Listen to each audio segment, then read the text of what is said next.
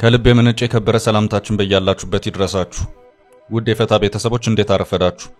ለሰዓቱ የመራረጥናቸው መረጃዎች ይዘን ተገኝተናል። አንኳር ጉዳዮችን በማስተዋወቅ እንጀምራለን። ትራምፕ በኢትዮጵያ ጉሮሮ ላይ መጥተዋል። ጉዳዩ በርካታ የአፍሪካ ሀገራትንም ጭምር ይመለከታል። ይሄው አነጋጋሪ ጉዳይ ከወጪ ቅነሳ ጋር በተያያዘ ለኮንግረሱ የቀረበ መሆኑ ታውቋል። ጥንቅራችን ከያዛቸው አነጋጋሪ መረጃዎች መካከል ነው። አምባሳደር ሱሌማን ደደፎ ወልቃይትን በተመለከተ የሰጡት አስተያየት እያነጋገረ ነው። የጀነራል ታደሰ ወረደ ሰሞነኛው መልእክትን አያይዘው ምላሽ የሰጡት አምባሳደሩ የህወሓት ባለስልጣናት ወልቃይትን የሚፈልጉት ለመገንጠል ነው ሲሉ ተናግረዋል። እኛም መረጃውን በጥንቅራችን አካተን ይዘነዋል። ባለሀብቱ አቶ ኤርሚያስ አመልጋ ህገወጥ ገንዘብ በማሰባሰብ ተጠርጥረው ምርመራ እየተደረገባቸው መሆኑ ተሰምቷል። መረጃ የጥንቅራችን አካል ነው። የኢትዮጵያ ሰብአዊ መብቶች ኮሚሽን ኢሰመኮ በአማራ ክልል የአስቸኳይ ጊዜ አዋጅ ቢያበቃም የዘፈቀደ እስር መቀጠሉን በጋምቢያ ባንጁል ከተማ እየተካሄደ ባለው የአፍሪካ ሰብአዊና ሰዎች መብቶች ኮሚሽን ጉባኤ ላይ ያቀረበ። ኮሚሽኑ በጉባኤው ያቀረባቸውን ነጥቦች የምናነሳ ይሆናል። ኢትዮጵያ በመሪዎች ደረጃ ትታደምበታለች የተባለው የሩሲያ 80ኛ ዓመት የድል በዓል ለማክበር የበርካታ ሀገራት መሪዎችና ተወካዮች ወደ ሩሲያ አቅንተዋል። የቻይናው ፕሬዝዳንት ጂፒንግ ሞስኮ ደርሰዋል። በዓለም አቀፍ ከፍተኛ ትኩረት የተሰጠውና የ13 ሀገራት ወታደራዊ ትርኢት የሚቀርብበትን ዝግጅት በተመለከተ የምናደርሳችሁ መረጃ ይኖራል። አምባሳደሩም መንግስታቸውን ከዱ፣ መግለጫም አወጡ። ከተባበሩት መንግስታት የጸጥታው ምክር ቤት እስከ ተባበሩት መንግስታት ፍርድ ቤት ድረስ የዘለቀው ውዝግብ አሁንም እንደቀጠለ ነው። ጥንቅራችን ከያዛቸው መረጃዎች መካከል ነው። እስከ ፍጻሜው አብራችሁን ቆዩ። የምንለቃቸው ዕለታዊ ትኩስ ዜናዎች እንዲደርሷችሁ ላይክ፣ ሼር፣ ሰብስክራይብ ማድረግ እንዳትረሱ።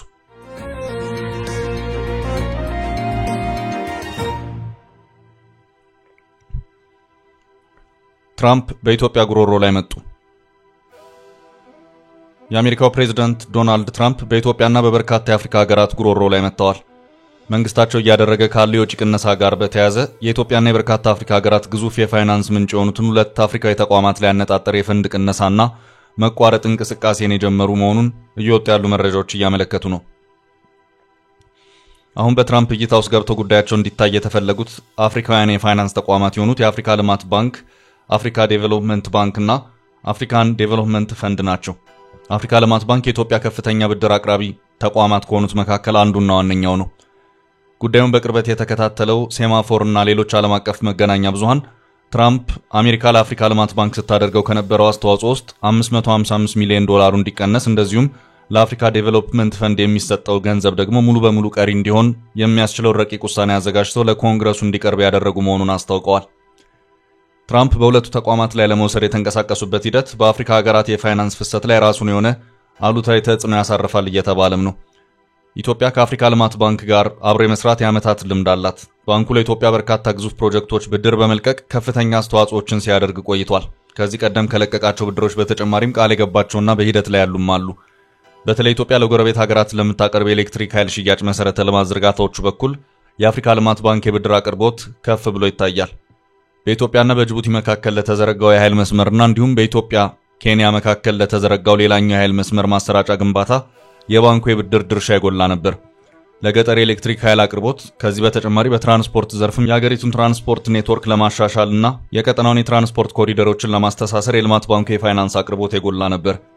በዚህም የኢትዮጵያ ኬንያ ትራንስፖርት ኮሪደር፣ የኢትዮጵያ አየር መንገድ እንዲሁም የቦሌ ዓለም አቀፍ ኤርፖርት ፕሮጀክቶች ከብድሩ ተጠቃሚ ከሆኑት መካከል የሚጠቀሱም ናቸው።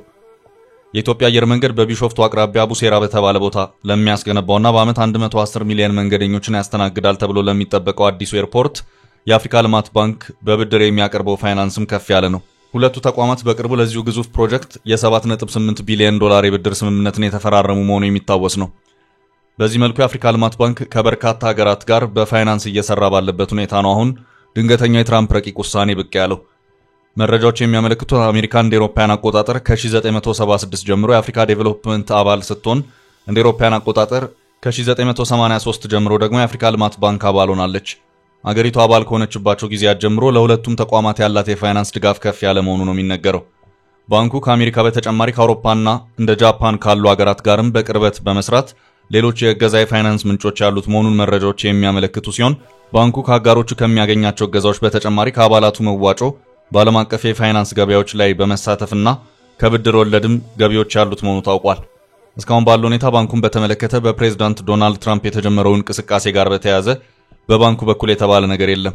ይህ የትራምፕ አስተዳደር አካሄድ በፋይናንስ አቅርቦት ከባንኩ ጋር የሚሰሩትን ታዳጊ አፍሪካ ሀገራት በምን ያህል ደረጃ ተጽዕኖ ሊያሳርፍ ይችላል የሚለውም ጉዳይ እስካሁን ባለው ሁኔታ በዝርዝር የወጣ መረጃ የለም።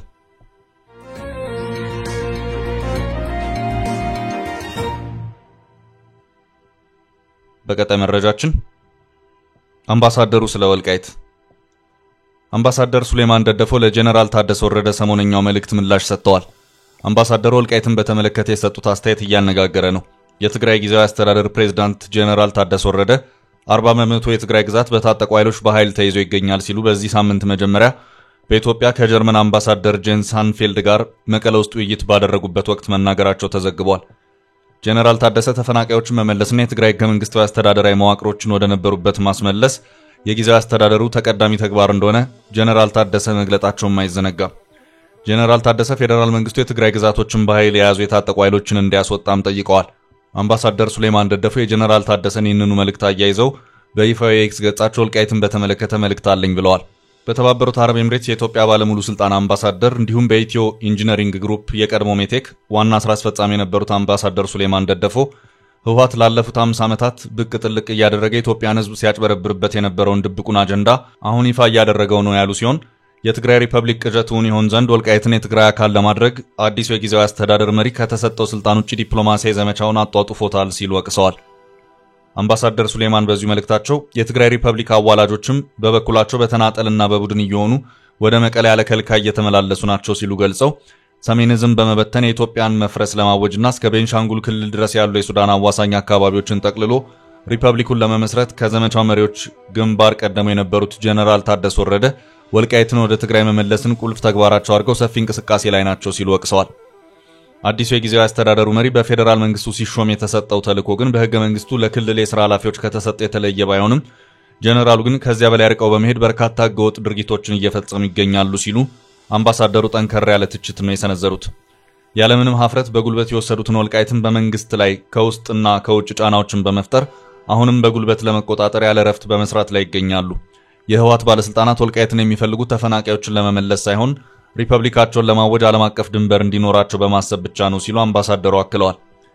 ወልቃይት በታሪኩ የትግራይ አካል ሆኖ እንደማያውቅ ማንም ኢትዮጵያዊ የሚያውቅ በመሆኑ እየተሸረበ ያለውን ሴራ መቃወም ይጠበቅብናል። እነዚህ ወንጀለኞች በህገወጥ መንገድ ታጥቀዋል። ህጋዊ ሰውነት በሌለው ድርጅት ይመራሉ። ህገወጥ ምርጫ ያካሂዳሉ። በህገወጥ መንገድ ከውጭ ኃይሎች ጋር ግንኙነት ይፈጥራሉ። በህገወጥ መንገድ የኢትዮጵያ ሉዓላዊ ግዛት ለመገንጠል ከጫፍ ላይ ደርሰዋል። በመሆኑም የወልቃይት ጉዳይ ኢትዮጵያ ህልውና ጉዳይ መሆኑ ታውቆ አስፈላጊው እርምጃ መወሰድ ይኖርበታል ሲሉ አምባሳደር ሱሌማን ደደፎ አመልክተዋል።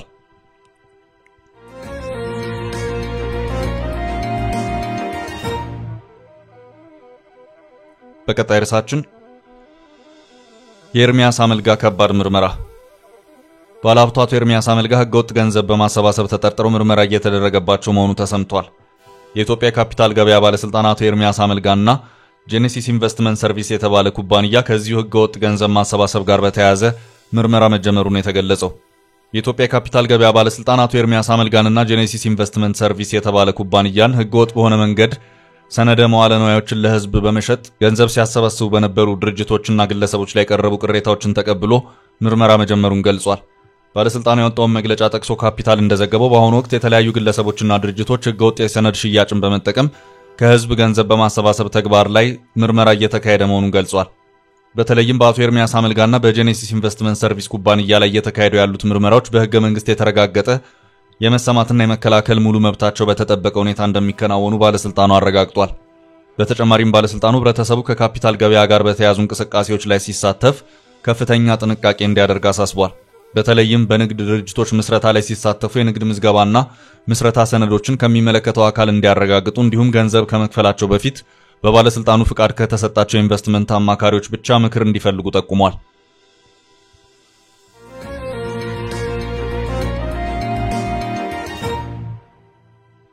ወደ ቀጣይ ርዕስ ስናልፍ በአማራ ክልል የአስቸኳይ ጊዜ አዋጅ ቢያበቃም የዘፈቀደ እስር ቀጥሏል። ኢሰመኮ የኢትዮጵያ ሰብአዊ መብቶች ኮሚሽን ኢሰመኮ በአማራ ክልል ያስቸኳይ ጊዜ አዋጅ ቢያበቃም የዘፈቀደ እስር መቀጠሉን በጋምቢያ ባንጁል ከተማ እየተካሄደ ባለው የአፍሪካ ሰብአዊና ሰዎች መብቶች ኮሚሽን ጉባኤ ላይ ያቀረበ። የህዝብን ሰላምና ደህንነት ለማስጠበቅ በሚል በአማራ ክልል እንዳስፈላጊነቱ የሚፈጸም የአስቸኳይ ጊዜ አዋጅ የታወጀው ሐምሌ 28 ቀን 2015 ዓ.ም ሲሆን አዋጁ ለተጨማሪ 4 ወራት ጥር 24 ቀን 2016 ዓ.ም የተራዘመው ጊዜ በግንቦት 2016 ዓ.ም መጠናቀቁ ይታወሳል። በኢትዮጵያ ባለፉት 6 ወራት የታዩ የሰብአዊ መብት አፈጻጸሞችና ክስተቶችን ለጉባኤው ያቀረቡት የኢሰመኮ የሲቪል ፖለቲካና ማህበራዊ ኢኮኖሚያዊ መብቶች ኮሚሽነር አብዲ ጅብሪል ናቸው። ኮሚሽነር አብዲ ባቀረቡት ሪፖርት በሽግግር ፍትህ ፖሊሲ አዎንታዊ ሂደቶች ያሏቸውና የሽግግር ሂደቱን ወደ ስራ ለማስገባት የልዩ ችሎት ቢሮ፣ የእውነት አፈላላጊ ኮሚሽን፣ የምርመራ ኮሚሽንና ለልዩ ፍርድ ቤት የሚጠቅሙ 4 ህጎች መዘጋጀታቸውን ተናግረዋል። የማቆያ ቦታዎች የተጨናነቁና ንጹህ መሰረተ ልማት የሌላቸውና በስርዓቱ ያልተያዙ መሆናቸውን የገለጹት ኮሚሽነሩ በህገ ወጥ ተግባር የተሳተፉ ህጻናት ጉዳያቸው የሚታይበት ተቋማት አለመኖራቸውን፣ ጾታዊ ጥቃት የደረሰባቸው ተጎጂዎች ማቆያ ማዕከላት አለመኖርና ያሉትም አገልግሎት የማይሰጡ መሆናቸውን አስረድተዋል። ስደተኞች ጥገኝነት ለማግኘት የሚረዳቸው በቂ ህግ አለመኖሩን የገለጹት ኮሚሽነሩ በመንግስት በኩል ግጭትን ለማስወገድ ሁነኛ እርምጃ ለመወሰድና እየጨመረ የመጣ ተፈጥሯዊ አደጋ ለሀገር ውስጥ ፍልሰት ምክንያት መሆናቸውን ተናግረዋል። የመሰረታዊ ሸቀጦች ዋጋ መናርና የኑሮ ውድነት፣ በተለያዩ አካባቢዎች ያሉ ግጭቶች የትምህርት፣ ሰርቶ የመኖር፣ የምግብና የጤና አገልግሎት የማግኘት መብትን ለማረጋገጥ እንቅፋት መሆናቸውን ገልጸዋል። ከ7 ሚሊዮን በላይ ተማሪዎች ከትምህርት ገበታ ውጭ መሆናቸውን የተናገሩት አብዲ ለጉባኤው ባቀረቡት ምክር ሐሳብ የኢትዮጵያ መንግስት ግጭትን እንዲያቆምና አስገድዶ መሰወርን በወንጀል ተጠያቂ እንዲያደርግ ጥሪ አቅርበዋል። የሚዲያ ህጉን ጨምሮ ሌሎች ሀገራዊ ህጎች ዓለም አቀፍ ስምምነቶች ጋር የተጣጣሙ እንዲሆኑና ለሚዲያ፣ ለሰብአዊ መብት ተቋማት፣ ለሲቪክ ማህበራትና ለሰብአዊ መብቶች ተሟጋቾች ምቹ ምህዳር እንዲፈጠር ጠይቀዋል። መንግስት የማቆያ ስፍራዎችን ምቹ እንዲያደርግ፣ ጾታዊና ወሲባዊ ጉዳት ሰለባ የሆኑ ሰዎች ማቆያ ማዕከላት ተደራሽና በሙሉ አቅማቸው እንዲንቀሳቀሱ፣ በግጭት በተጎዱ አካባቢዎች ያሉ የትምህርትና የጤና ማዕከላትን ለመገንባት የተጠናከረ ስራ እንዲከናወን እንዲሁም የከተማ መሰረተ ልማት ፕሮጀክቶች ከሰብአዊ መብቶች ጥበቃ ጋር የተጣጣሙ እንዲሆኑ ጥሪ አቅርበዋል። በጉባኤው የተገኙት የኢትዮጵያ ሰብአዊ መብቶች ድርጅቶች ህብረት ኢሰመድህ ዳይሬክተር አቶ መስዑድ ገበየው ባቀረቡት ሪፖርት በትግራይ ክልል የነበረውን ጦርነት ጨምሮ አሁን ቀጥሏል ባሉት በአማራ፣ በኦሮሚያና በቤንሻንጉል ጉሙዝ ክልሎች ጦርነት የሲቪክ ማህበረሰብ ድርጅቶች ስራ በእጅጉ ተገድቧል ብለዋል። የሽግግር ፍትህ ፖሊሲ በሚጠበቅበት ፍጥነት አልሄደም ያሉት አቶ መስዑድ መንግስት አካታችና አሳታፊ የሆነ ውይይት በፌዴራልና በክልል ደረጃ ከሚገኙ የሲቪል ማህበረሰብ ድርጅቶች ጋር ውይይት እንዲያደርግ ጥሪ አቅርበዋል።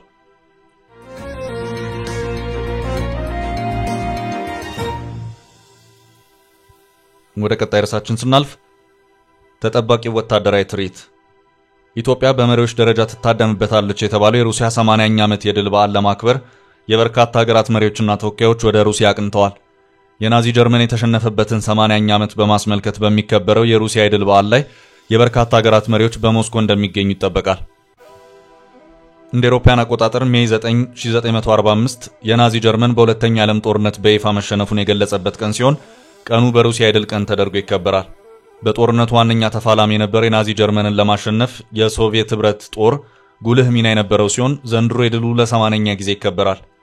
የድል ቀኑ በሩሲያ ከሚገኙ ትላልቅ ቀኖች ውስጥ ዋነኛው ሆኖ በጦርነቱ ህይወታቸውን ያጡ ዜጎችና ወታደሮች ይታወሱበታል። ብዙ ሰዎችን በመግደል ተስተካካይ ባልተገኘለት የሁለተኛ ዓለም ጦርነት ከ70 ሚሊዮን በላይ ሰዎች ህይወታቸውን ሲያጡ 24 ሚሊዮን ያህሉ ከሶቪየት ህብረት ነበሩ። የድል በዓሉ 80ኛ ዓመት በሩሲያ ሲከበርም እስካሁን ከአፍሪካ ኢትዮጵያ፣ ቡርኪና ፋሶ፣ ግብጽ፣ ኮንጎ፣ ዚምባብዌ፣ ኢኳቶሪያል ጊኒና ጊኒ ቢሳው መሪዎች ይገኛሉ ተብሎ ይጠበቃል። የሩሲያ አጋር የሆኑት የቻይናው ፕሬዝዳንት ጂፒንግ ሩሲያ መድረሳቸው ተገልጿል። የቻይናው ፕሬዝዳንት ለ4 ቀናት የሥራ ጉብኝት ዛሬ ሞስኮ የገቡት ዩክሬን በሩሲያ ዋና ከተማ የድሮን ጥቃት እየፈጸመች ባለችበት ወቅት ነው። የሞስኮ ከተማ ከንቲባ እንደገለጹት በዛሬው ዕለት ዩክሬን ቢያንስ 14 ድሮኖችን የላከች ሲሆን ሁሉም በአየር መቃወሚያ ከሽፈዋል። ድሮኖቹ ኢላማቸውን ያደረጉት በሞስኮ በሚገኙ አየር ማረፊያዎችና ኤርፍሎት በተሰኘው የሩሲያ አየር መንገድ ላይ እንደነበርም አስታውቀዋል። ይህ በእንዲህ እንዳለ የቻይናው ፕሬዝዳንት በወጣላቸው ፕሮግራም መሰረት ዛሬ ሐሙስ ከፕሬዝዳንት ፑቲን ጋር የሚወያዩ ሲሆን አርብ ዕለት ደግሞ በሞስኮ ቀይ አደባባይ በሚከናወን ወታደራዊ ትርኢት ላይ ይገኛሉ። በወታደራዊ ትርኢቱ ላይ ቻይና የክብር ዘብም የሚሳተፍ ሲሆን በአጠቃላይ 13 ሀገራት ወታደሮችም ትርኢት እንደሚያሳዩ ተገልጿል። የሩሲያን የድል በዓል በማስመልከት በሚዘጋጀው ወታደራዊ ትርኢት ላይ የ29 ሀገራት መሪዎች እንደሚገኙም ዘገባዎች አስታውቀዋል።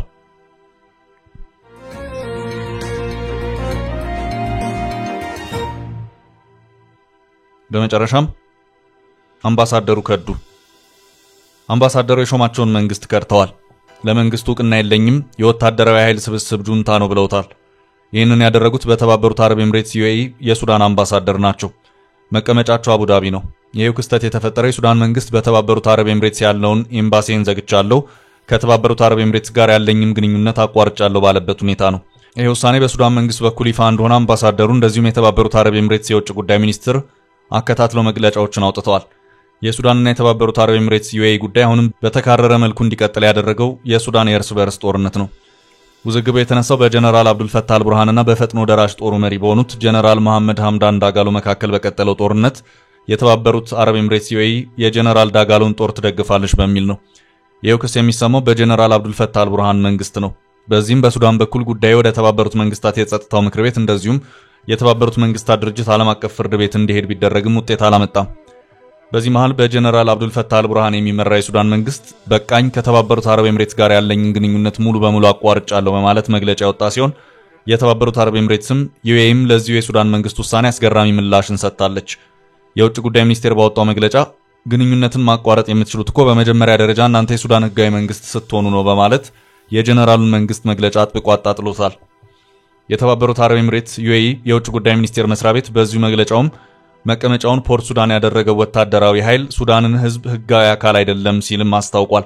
በዚህም የሱዳን መንግስት ከተባበሩት አረብ ኤምሬትስ ጋር ያለኝን ግንኙነት አቋርጫለሁ ማለቱን የማይቀበለው መሆኑን የገለጸ ሲሆን የወታደራዊ ኃይሎች ውሳኔ በሁለቱ ሀገራት በህዝቦቻቸው መካከል ያለውን ስር የሰደደና ዘላቂ ግንኙነት አይነካም ሲል አስታውቋል።